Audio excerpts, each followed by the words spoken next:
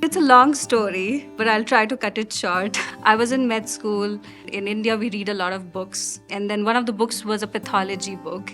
And then on that book, there was a chapter 6 called neoplasia, which essentially translates to cancer. And I remember it very clearly, reading it and realizing it that this is what I really like. If I wish I could do this for the rest of my life.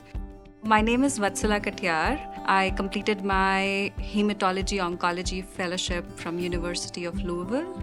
And then I moved here to join Illinois CancerCare here in August 2023. I love running. So I recently got into running, I would say about a year ago, and then I did my first marathon this year, which was amazing. I love cooking. I like to borrow books too. I don't like to buy them for some reason. For somebody who likes to read a lot, I like to borrow more than buy.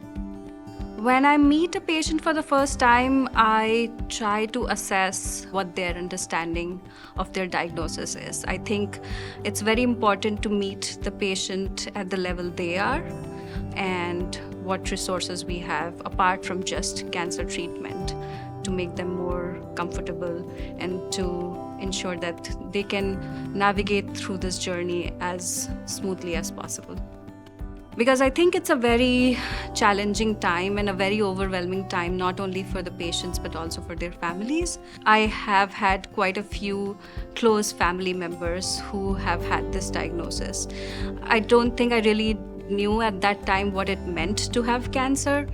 But as I progressed through my medical training and saw more cancer patients, I never had a second thought that I would do anything else.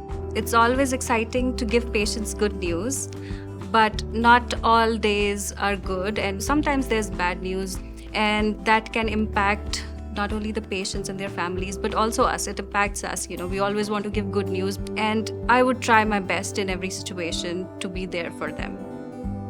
I think the research field is what guides us in oncology. I don't know if there are many private practices out there with such a big research program and a lot of support. I would say as for a private practice, we are on the cutting edge of technology.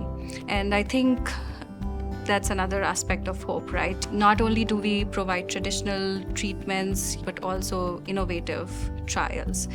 Nobody wants to have this diagnosis. Even walking through the doors is hard. But it is getting better.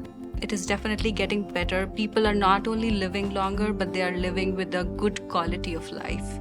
I think talking to your friends, relatives, finding support groups, coming and seeing us, even if just for an initial consultation, is helpful. And I think there is hope when you take an effort or when you take a step towards something. So that's where hope begins, right?